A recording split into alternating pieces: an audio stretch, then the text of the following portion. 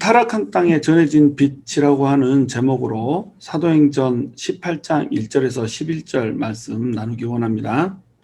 바울이 2차 전도 여행 중이라고 했죠. 다시 한번 간단하게 리뷰를 하면 바울 일행이 1차 선교 여행을 들렀던 곳들을 방문을 하고 다시 교회를 든든하게 한 다음에 드로아에서 마게도니아 환상을 본 후에 마게도니아로 복음을 전하러 가죠. 그래서 네아폴리를 거쳐서 빌립보에 가서 빌립보 교회를 세우고 암비볼리, 아볼로니아를 거쳐서 데살로니가에 가서 데살로니가 교회를 세우고 거기에서 유대인들이 바울을 죽이려고 했기 때문에 베레아로 피신을 해서 베레아 교회를 이제 건립을 했습니다.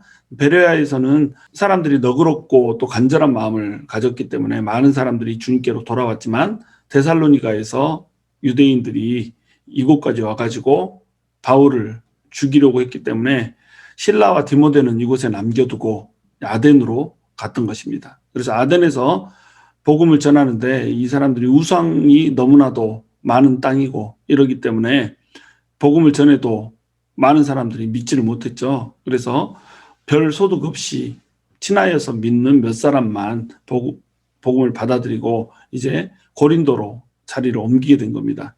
그래서 이제 오늘은 고린도 교회에서 선교를 하고 있는 사도 바울에 대해서 좀 알아볼 수 있도록 그렇게 하겠습니다. 1절 보시면 그 후에 바울이 아덴을 떠나 고린도에 이르러 이렇게 돼 있죠. 아덴에서 벗어나서 이제 고린도에 이르게 됐습니다. 고린도라고 하는 땅은 아덴과 거의 라이벌 도시라고 할 수 있어요. 이 두 도시가 굉장히 중요한 도시였죠. 그리고 아덴과 더불어서 고린도는 굉장히 타락한 도시였어요. 아덴도 사람들이 게으르고 또 말하기를 좋아해서 새로운 지식, 신지식 이런 것들을 자기 머릿속에 집어넣는 것, 여기에만 관심을 많이 가지고 있었죠. 그래서 아덴에서 복음이 그렇게 힘을 얻지 못했던 이유는 이 사람들이 경박했던 거예요. 무슨 소린가 하여서 딱 듣긴 하지만 새로운 지식이 머릿속에 들어오는 순간에 새로운 지식은 그냥 지식으로 끝나버리는 겁니다. 머리를 채우려고 하는 사람은 결코 신앙이 성장할 수가 없죠. 새 것에 민감하여서 귀를 솔깃하고 듣지만 그 마음이 경박하고 얕기 때문에 복음을 전하여도 복음이 들어가지를 못한 거예요.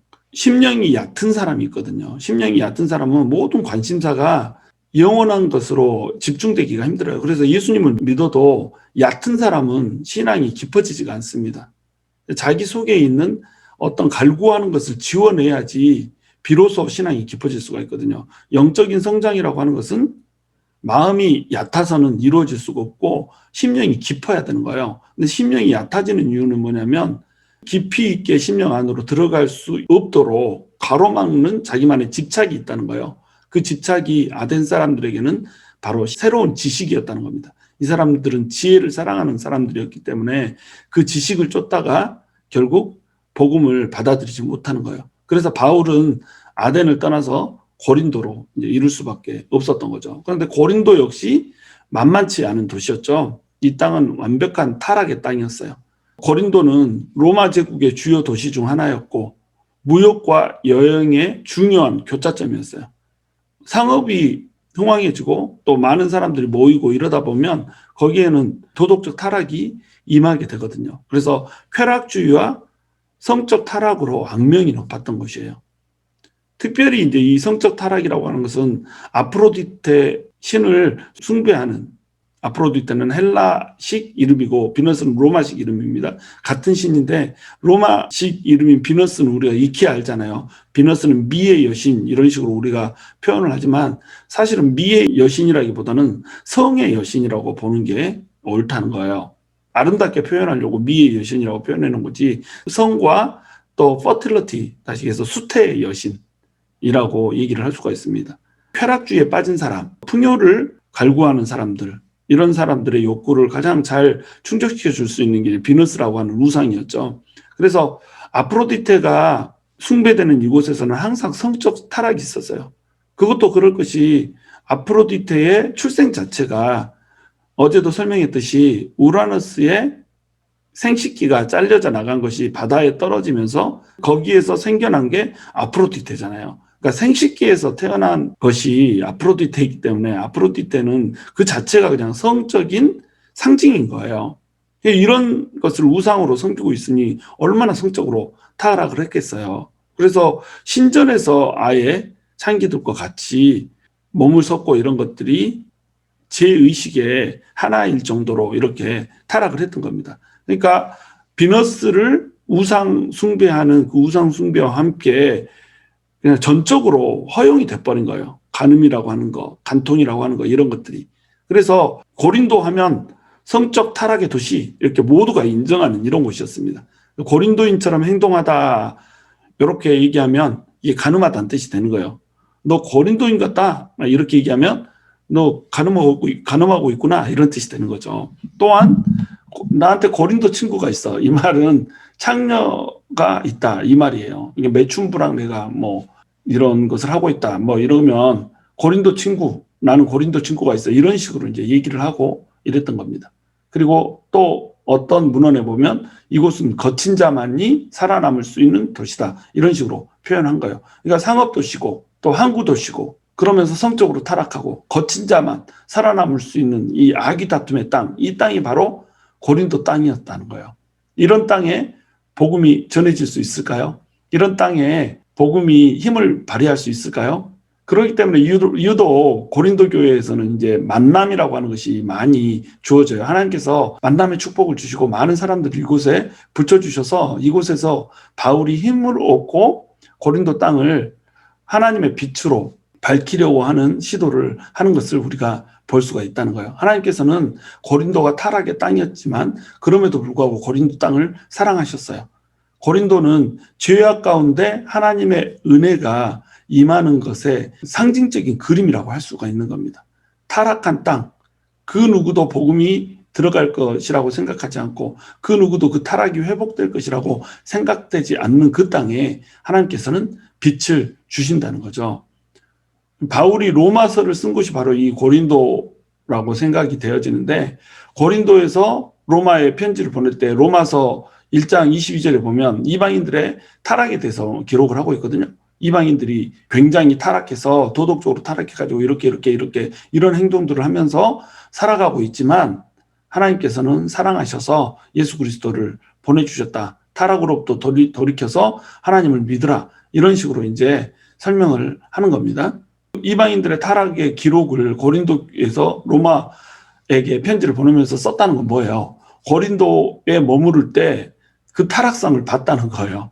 얼마만큼 타락했는지, 와, 이방인들은 이렇게 사는구나, 이런 식으로 바울이 받아들였다는 땅이 바로 고린도라는 것입니다. 자, 이곳에 이제 하나님께서 특별히 만남을 하나 허락하시죠. 바로 아굴라와 브리스길라예요. 그 유명한 아굴라와 브리스길라. 우리가 주의 종을 잘 섬기고 또 교회를 잘 섬기는 그런 동역자들을 일컬을 때 자주 언급하는 것이 바로 아굴라와 브리스길라죠.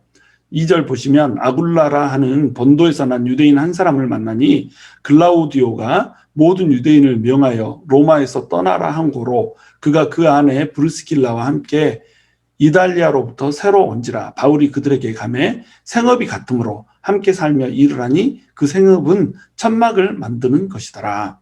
아굴라와 브리스길라가 원래는 로마에 살고 있었던 것으로 보이죠.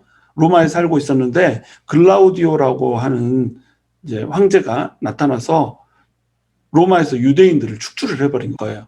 유대인들이 아마도 그리스도인들, 기독교인들, 유대인들이 복음을 전하기 시작했던 것 같아요. 그러면서 이것이 사회적인 이제 문제가 되기 시작한 겁니다. 황제에게 절도 하지 않고, 그러면서 또한 예수 그리스도가 부활하셨다라고 하는 말도 안 되는 풍문, 그들에게 있어서는 말도 안 되는 풍문이죠. 그 풍문을 전하는 자들이고, 또한 모든 사람들을 형제 자매라고 불리니까 근친상간을 하는 사람들처럼 보이고, 또 예수님의 피를 마신다고 하니까 식인종처럼 이렇게 보이고, 또 살을 먹는다고 하니까 진짜로 더 식인종인 것처럼 보이고 이렇게 되잖아요. 그리고 황제에게 절을 안 하니까 무신론자처럼 보이고, 그래서 유대인 그리스도인들을 전부 다 축출을 하면서 유대인까지 다 축출을 한 거죠. 유대인들 역시 황제에게 절을 하지 않는 이런 사람들이었기 때문에 좀 세상을 복잡하게 하는 사람들, 이런 식으로 글라우디오가 생각을 했던 것 같아요. 그래서 유대인들을 전부 다 나가라고 AD 약 49년 정도에 이런 일들이 역사적으로 있었던 겁니다. 그러니까 모든 유대인들은 로마에서 다 쫓겨나게 된 거예요. 아굴라와 브리스길라도 이때 쫓겨나서 정착한 곳이 바로 그 고린도였던 거예요. 고린도에서 이들은 텐트를 만드는 그런 일을 하고 살았죠. 근데 공교롭게 사도 바울도 텐트를 만드는 일을 하고 있었잖아요. 그래서 아굴라와 브리스길라를 생업이 같기 때문에 아마 만났던 것 같아요. 물론 이제 아굴라와 브리스길라가 예수님을 이때 이미 믿고 있었는지 아니면 사도 바울이 전도를 했는지 이것은 우리가 알 수가 없어요. 그러나 이 둘의 만남은 대표적인 신약에서의 가장 아름다운 만남 중에 하나로 이해를 하고 있죠. 고린도 땅이라고 하는 이 땅이 너무도 척박하고 도덕적으로 타락하기 때문에 하나님께서 아마도 아굴라와 브리스길라를 고린도 타락한 땅에서 건져낼 백성들을 구하기 위해서 아굴라를 허락하셨던 것 같아요.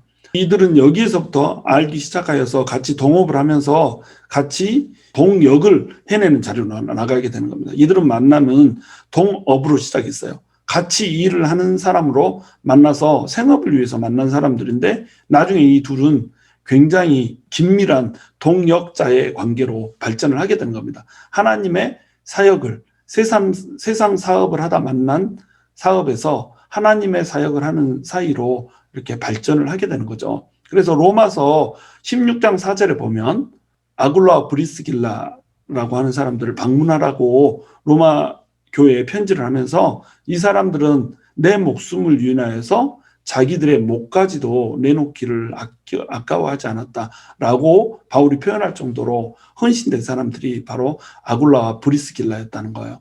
사역자에게 이런 동역자 하나가 있다는 건 굉장히 큰 복이죠. 바울은 자기 동역자들을 굉장히 많이 소개를 해요. 바울은 자기가 교회를 개척하면서 이 교회를 목회하는 사람이 아니었잖아요. 돌아다니면서 교회를 세우고 이동하고 세우고 이동하고 막 이렇기 때문에 이 사람은 이제 목회자라기보다는 선교사에 가까운 이런 사람이죠. 그러나 물론 이제 그 교회에 머무는 동안에는 그들이 양떼들이 되었겠죠. 바울에게는 사실은 이 양이라고 하는 개념보다 양들을 함께 키우는 동역자라고 하는 개념이 굉장히 중요했던 것 같아요. 당연히 교회를 개척하고 또 떠나고 개척하고 떠나고 막 이런 일들을 했기 때문에 그 일을 함께 할 수 있는 동역자가 굉장히 중요하겠죠. 그래서 어떤 사역자에게 양들을 양육을 하려면 동역자가 매우 매우 중요하다는 겁니다. 성도들은 사실은 목회자의 양이면서 동시에 동역자가 돼야 돼요. 목회자의 양으로만 머무르면 안 된다는 겁니다. 맨날 꼴 먹고 보살핌을 받고 보호함을 받고 이런 존재로만 머물면 그냥 양으로 머무는 거예요. 근데 양으로 머무는 수준에서 벗어나서 동역자의 단계로 와야 된단 말이죠. 동역자는 함께 한 곳을 보고 가는 거잖아요. 그래서 동역자를 동로자 이렇게도 표현을 해요. 동로자는 함께 길을 가는 자라는 뜻이거든요. 동역자는 함께 일을 하는 자인데 동로자는 함께 길을 가는 자. 함께 한 길을 걸으면서 하나님의 사업을 하고 하나님의 일을 한다. 이거는 뭐예요? 같이 뜻과 마음을 맞춘다는 겁니다. 뜻과 마음을 맞추면 어때요? 양이면 사역자에게 굉장히 많은 것을 이제 바라죠. 이건 먹여주세요. 저건 먹여주세요. 좋은 꼴 주세요. 이거 보호해주세요. 울타리 쳐주세요. 계속 이렇게 하죠. 근데 동역자가 되면은 사역자에게 크게 바라는 게 없어요. 동역자는 함께 손잡고 양들을 치는 사람이거든요. 그러니까 같이 양치기가 되는 겁니다. 같이 목자가 되는 거죠. 이런 사람이 굉장히 이제 귀한 사람이라는 거죠. 이런 사람 한 사람을 찾기가 매우 힘들죠. 모두 입 벌리고 주세요 주세요 하지 사실은 함께 손잡고 내가 그대와 함께 하나님의 길을 가겠나이다. 막 이런 사람은 찾아보기가 힘들죠. 이런 사람이 되면 하나님께서는 이 사람을 너무나도 귀하고 기쁘게 여기신다는 겁니다.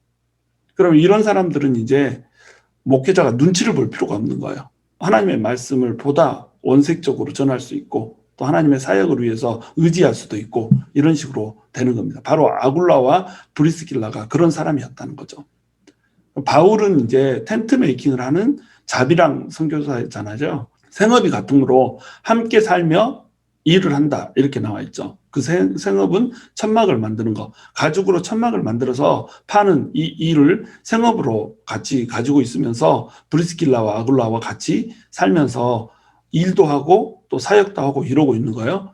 그러면 고린도 교회에서는 바울에게 사례비를 줄 의무가 있었다 이거죠. 고린도 교회에서 1년 6개월을 이제 사역을 하는데 먹고 살아야지 가르칠 거 아니에요. 근데 고린도 교회에서는 이것을 하는 것이 문제가 될 것 같으니까 바울이 사례비를 전혀 받지 않았던 거예요. 고린도서 9장 6절을 보면 어찌 나와 바나바만 일하지 아니할 권리가 없겠느냐 이런 식으로 이제 표현을 하고 있습니다. 고린도 9장을 쭉 보면 어조가 뭐냐면 고린도 교인들이 사도 바울을 인정을 하지 않는 거예요. 사도로 인정을 하지 않고 무시하는 사람들이 많았고 또 사도 바울이 그들로부터 사례비를 받으면 왠지 민폐가 될 것 같은 폐해를 끼치게 될 것 같은 그런 느낌을 사도 바울이 받았다는 거예요. 그러니까 사례비를 받지 않고 자비랑 사역자로 일하고 있는 자신에 대해서 굉장히 강조를 하는 이런 대목이 나오거든요. 내가 너희에게 돈을 받지 않고 일하는 이유는 복음이 가로막히지 않기 위해서 이렇게 하고 있다라고 하는 것을 나는 복음에 미친 사람이다. 하나님의 이 일에 미친 사람이다. 그렇기 때문에 어떠한 이익도 너희에게 취할 의도가 없다라고 하는 것을 밝히면서 이들에게 다가갔던 흔적들을 볼 수가 있는 겁니다. 예수님의 동생들은 결혼을 했잖아요. 그리고 베드로도 결혼을 했잖아요. 그래서 그들은 복음을 전하러 다닐 때에 항상 아내를 대동하고 다녔단 말이죠. 사모와 함께 다녔단 말이죠. 그럼 나도 결혼해서 사모를 데리고 다닐 권한이 있지 않겠냐. 그리고 베드로와 주의 형제들이 사례비를 받고 사역을 하는 것처럼 나도 사례비를 받고 사역하면서 사역에 온전히 집중할 수 있는 권한이 있지 않겠느냐. 그런데 나는 그렇게 하지 않고 자비량으로 일한다. 왜? 복음이 혹시라도 가로막힐까 봐. 특별히 고린도 교회 너네한테는 내가 돈을 받지 않는다. 왜냐하면 너네는 돈을 주는 거 이거 가지고 유세를 하는 사람들이기 때문에 내가 돈을 받지 않는다. 이런 식으로 이제 고린도 교회에 이런 어조로 편지를 썼던 것을 우리가 발견할 수가 있다는 겁니다. 그래서 사도 바울은 복음이 전해지는 것 이것이 있다라고 한다면 어떤 일이라도 했던 이런 사람인 거죠. 복음이 전해지는 것이 가장 그의 큰 관심사였고 결혼하는 문제 또 먹고 사는 문제 이것은 뒷전이었다는 거죠. 4절에 보시면 안식일마다 바울이 회당에서 강론하고 유대인과 헬라인을 권면하니라. 실라와 디모데가 마게도냐로부터 내려오매 바울이 하나님의 말씀에 붙잡혀 유대인들에게 예수는 그리스도라 밝히 증언하니. 안식일마다 바울은 회당에서 가르쳤어요. 회당에서 가르치는 거 이것은 바울의 변함없는 선교 전략이라고 그랬죠. 그래서 유대인과 헬라인을 권면했죠. 이때 헬라인들이 회당에 와 있는 이유는 헬라인들이 유대교에 관심을 가진 헬라인들인 거예요. 그래서 하나님을 경외하는 사람들이라고 이들을 불렀고 또 하나님을 경외하는 사람들이 아니라고 할지라도 유대교에 관심이 있는 사람 누구나 유대인의 회당에 들어와서 하나님의 말씀을 접할 수 있게 이렇게 돼 있었던 겁니다. 그래서 이곳에 유대인과 헬라인을 구별하지 않고 사도 바울은 복음을 전하면서 권면을 했던 거예요. 그런데 이러한 사도 바울에게 굉장한 힘을 주는 또 사람들이 있었죠. 실라와 디모데였습니다. 실라와 디모데가 합류를 함으로써 바울이 더 힘을 얻은 거예요. 실라와 디모데가 마게도냐로부터 내려오니까 바울이 하나님의 말씀에 붙잡혀서 유대인들에게 예수는 그리스도라 밝히 증언했다 이렇게 나오잖아요. 그럼 그전에는 이렇게 안 했다는 뜻일까요? 그전에도 유대인들에게 예수는 그리스도라 밝히 증언을 했죠. 그런데 힘을 얻었다는 거예요. 더 힘있게, 더 탄력 있게 이렇게 복음을 전했다는 거예요. 이렇게 동역자가 중요하다는 겁니다. 사역이 힘든 곳일수록, 사역이 어려운 곳일수록 손을 잡아주고 힘을 주는 그 동역자들이 있어야 일을 할 수가 있다는 거예요. 사역을 하다 보면 굉장히 힘이 빠질 때가 있거든요. 복음을 전하기는 전하는데 이것이 열매가 맺히는지 안 맺히는지 말씀을 듣고 있는지 안 듣고 있는지 영적 성장이 이루어지고 있는지 안 이루어지고 있는지 도무지 이제 막 가늠이 안 가고 이러면 매우 힘들어지거든요. 이때 동역자들이 있으면 탄력이 생기는 겁니다. 반발이 있고 핍박이 있고 힘든 일이 있고 뭐 이래도 동역자가 확 붙어버리면 힘이 생겨서 그것을 아무런 힘이 들지 않은 것처럼 달려갈 수 있게 이렇게 된다는 거예요. 디모데는 데살로니가로부터 왔었죠. 그러니까 아덴에 바울이 머물 때에 아덴으로 이동을 하면서 실라와 디모데를 베레아 교회에다 남겨놓고 와요. 왜냐하면 베레아 교회에서 베레아 성도들이 초신자이기 때문에 더욱더 영적 성장을 할 수 있도록 배려를 해준 거죠. 아덴에서 이제 실라와 디모데를 불렀단 말이에요. 근데 실라와 디모데를 불러서 함께 아덴에서 사역을 하려고 하는데 문제가 생기죠. 데살로니가에서 성도들이 힘들어한다. 이런 소식이 들린 거예요. 그래서 디모데를 데살로니가로 보낸 거죠. 그리고 실라를 빌립보로 보냈다라고 주장을 해요. 마게도냐로 보냈다라고 이렇게 이야기하는데 빌립보도 마게도냐고 또 데살로니가도 마게도냐잖아요. 그러니까 마게도냐라고 보냈으니까 어디로 보냈다는 건지 우리가 애매하죠. 근데 이제 빌립보로 보냈을 거다 이렇게 얘기를 하는 겁니다. 그러면 한 사람은 빌립보로 보내고 한 사람은 이제 데살로니가로 보내서 홀로 아덴에서 생활을 했단 말이에요. 그러다가 홀로 또 고린도로 내려왔는데 고린도에서 하나님께서 아굴라와 브리스길라를 만나게 해주신 겁니다. 그래서 여기서 같이 힘을 얻고 사역을 하는데 그래도 이제 힘에 부치죠. 그때 실라와 디모데가 합류를 한 거예요. 데살로니가로부터 디모데가 돌아와가지고 데살로니가 교회들이 지금은 이제 신실하게 잘 버티고 있다.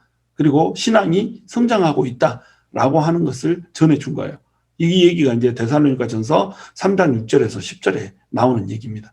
데살로니가 교회 편지를 보내면서 디모데로부터 너네가 신앙 안에서 잘 자라고 있다는 소식을 들어서 너무 기쁘다. 이런 식으로 편지를 보낸 거예요. 그리고 이제 실라가 또 빌립보로부터 합류를 한 겁니다. 그래서 마게도냐에서 헌금을 가지고 왔다라고 하는 말이 고린도 후서 11장 8절에서 9절 사이에 이제 등장을 하는 겁니다. 그러니까 고린도 후서 11장 8절, 9절 여기를 보면은 마게도냐에서 헌금을 가지고 와서 이 헌금을 가지고 바울이 생활을 할 수가 있었던 거예요. 그러니까 텐트를 만들면서 고린도 교회라고 하는 이 타락한 도시를 복음을 전해서 변화를 시키려다 보니까 이게 너무너무 힘든 일인 거죠.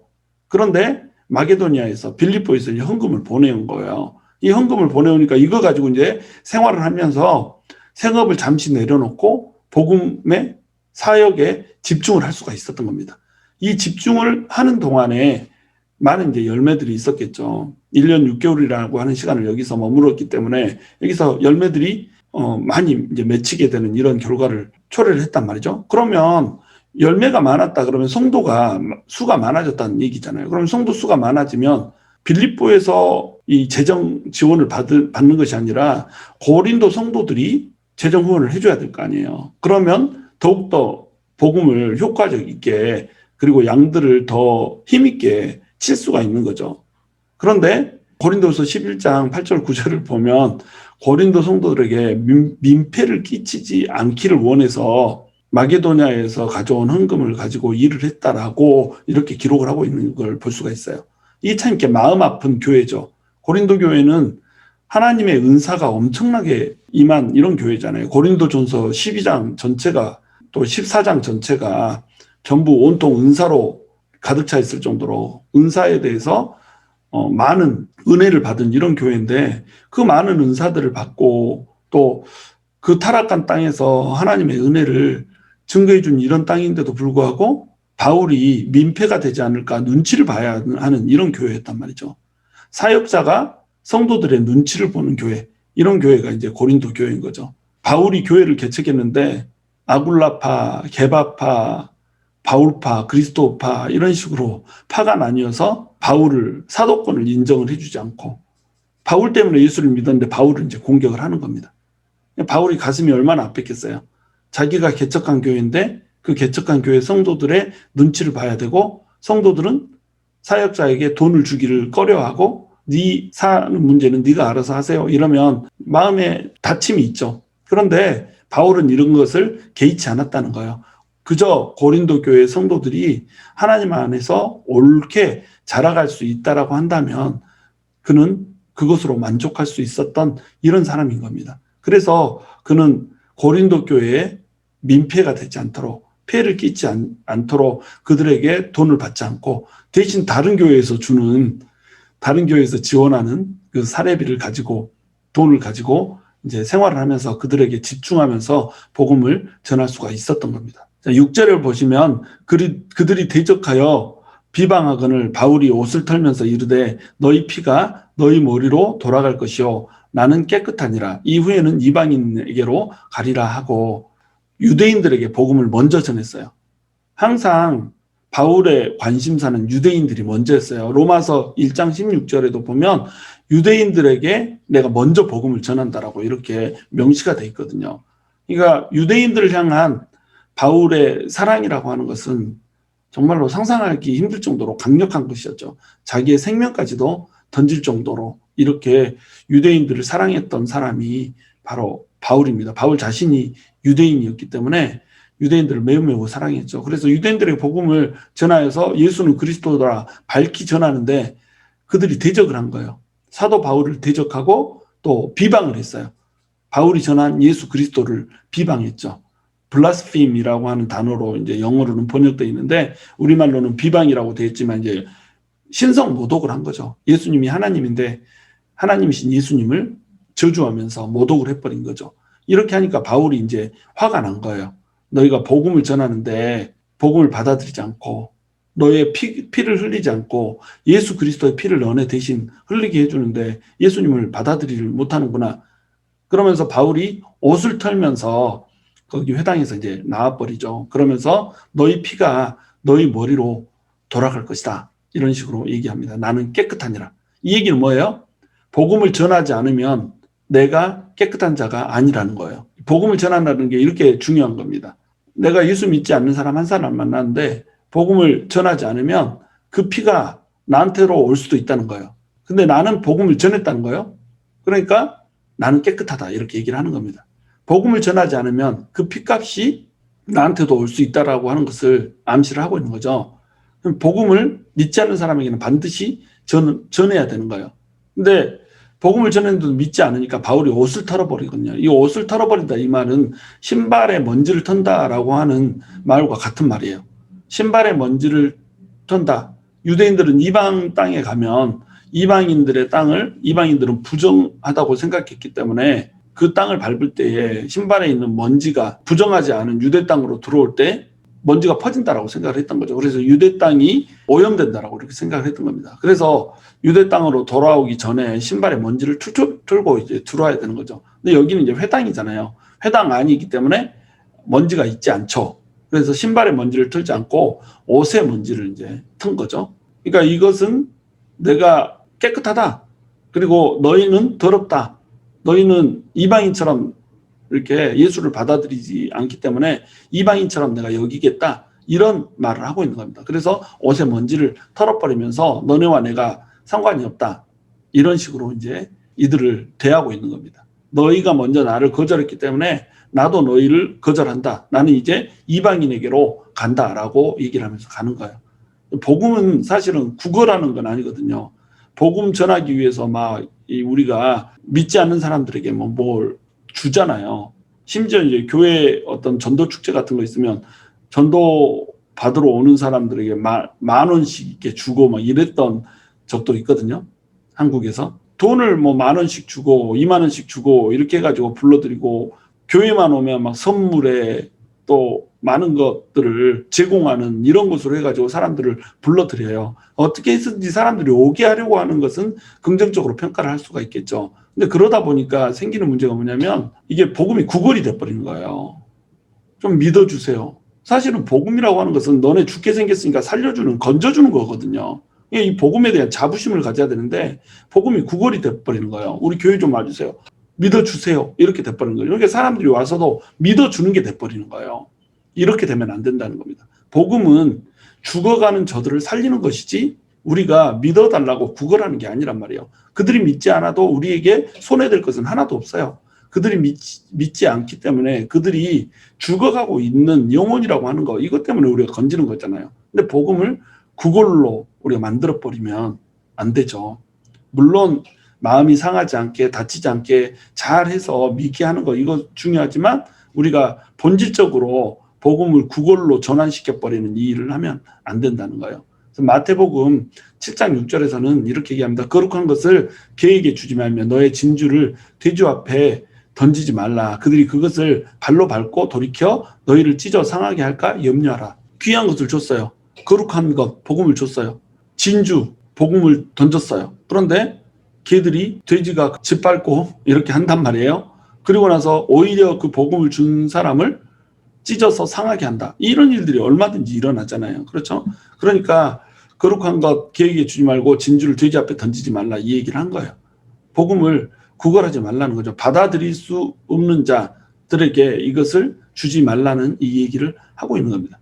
물론 이제 이것을 너무 막 문자 그대로 표현해가지고 너는 복음 안 받아들이니까 지옥 갈 거야 이렇게 얘기해놓고 떠나라는 이런 얘기는 아니에요. 먼저 복음을 받아들이는 이들에게 먼저 복음을 전하는 거죠. 그리고 복음을 받아들이지 못하는 사람들은 복음이 받아들여질 수 있게 지속적으로 사랑을 베풀어주고 변화될 때까지 기다려야죠. 7절에 보시면 거기서 옮겨 하나님을 경외하는 디도 유스도라 하는 사람의 집에 들어가니 그 집은 회당 옆이라. 또 회당장 그리스도보가 온 지방과 더불어 주를 믿으며 수많은 고린도 사람도 듣고 믿어 세례를 받더라.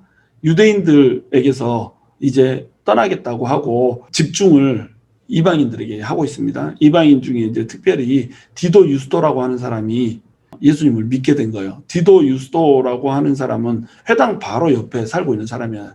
회당 바로 옆이니까 회당에 출퇴근하기가 매우 편하겠죠. 이 사람은 하나님을 경외하는 사람이었어요. 그러니까 하나님을 경외하는 사람이다 이 말은 그 God fearer라고 하는 그룹이 있는 거예요. 하나님을 경외하는 자라고 하는 그룹.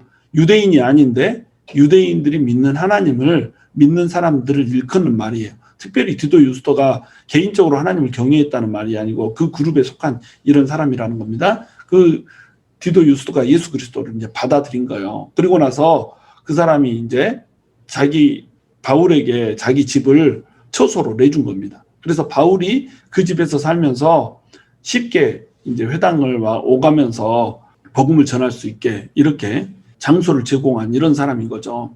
그래서 바울에게 거처를 제공했고 또 회당장 그리스도보가 복음을 받아들였어요. 자, 유대인의 회당인데 회당장이다. 이 말은 뭐예요? 이 사람도 유대인이란 말이잖아요. 그러니까 유대인을 내가 이방인에게로 가노라 이렇게 얘기해놓고 이방인들에게 복음을 전하겠다라고 하는 어투로 말을 했는데 지금 회당장 그리스도보가 온 지방과 더불어서 예수를 믿었잖아요.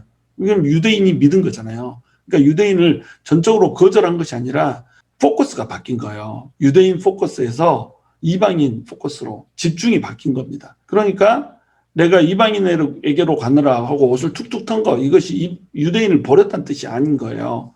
내가 이제는 유대인을 완전히 전적으로 거절하겠다 이 말이 아니고 이방인들에게 집중해서 복음을 전하겠다.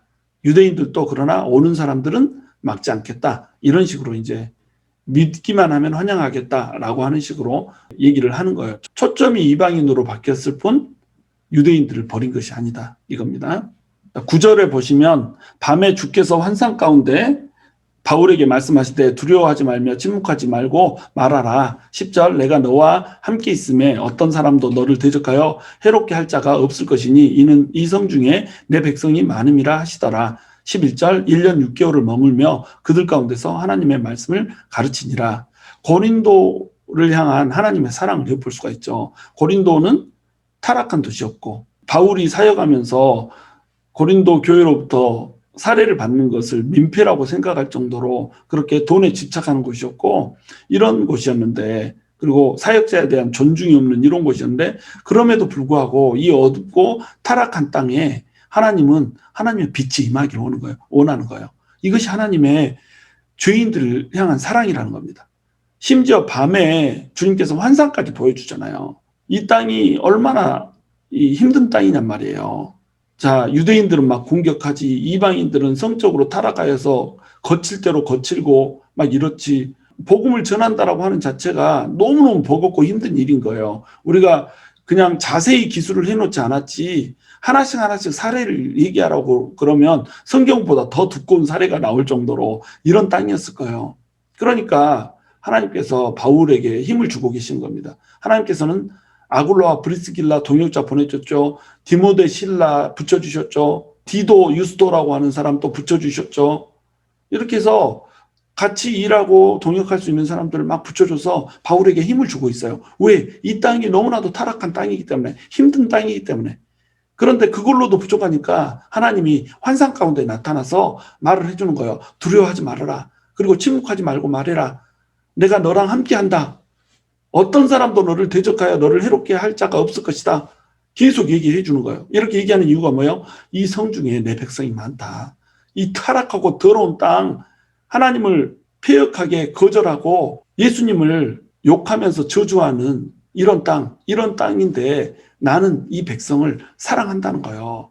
이 성중에 내 백성이 많다는 거예요. 그러니까 너는 여기서 힘내라. 내가 지켜줄게. 내가 함께할게. 내가 보호해줄게. 아무도 너를 해치지 못하게 해줄게. 두려워 마라. 침묵하지 말라. 계속 나의 말씀을 전하라. 정진하라. 이렇게 얘기를 해주는 거예요. 그러니까 이 추악한 땅에서 사도 바울이 1년 6개월을 머물면서 하나님의 말씀을 전한 겁니다. 그래서 성적으로 타락한, 도덕적으로 타락하고 돈의 환장에서 미친 이런 사람들에게 하나님의 놀라운 은사가 임하여서 가장 은사가 두드러진 교회의 하나로 등장하는 이 교회가 바로 고린도 교회가 되었던 거예요.